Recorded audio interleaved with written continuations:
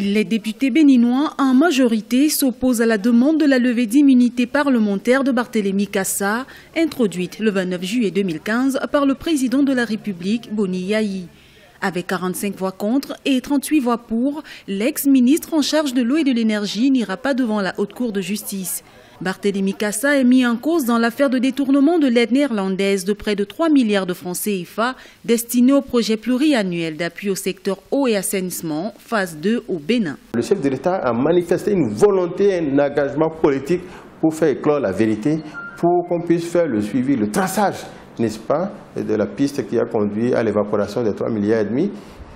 Mais malheureusement, les députés n'ont pas suivi sa trace. Les députés n'ont pas écouté le chef de l'État sur cette affaire. Et on se demande qu'est-ce que nous allons pouvoir faire. Une fois de plus, un ministre de la République échappe à la Haute Cour de justice. Depuis son installation en 2001 jusqu'à ce jour, aucun Béninois n'a encore été jugé dans cette institution, malgré les divers manquements qu'on pourrait déployer dans la gestion des affaires publiques. Cette situation ne manque pas de susciter des réactions de la part des hommes de droit.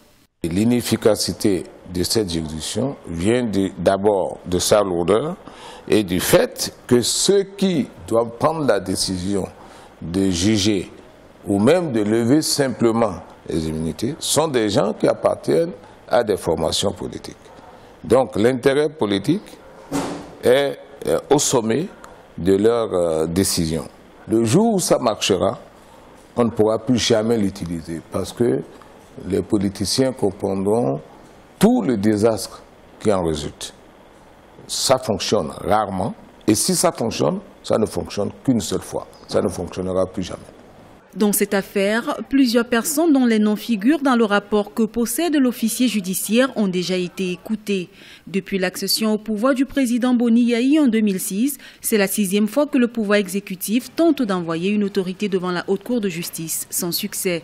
Il faut préciser que ce blocage vient toujours du pouvoir législatif.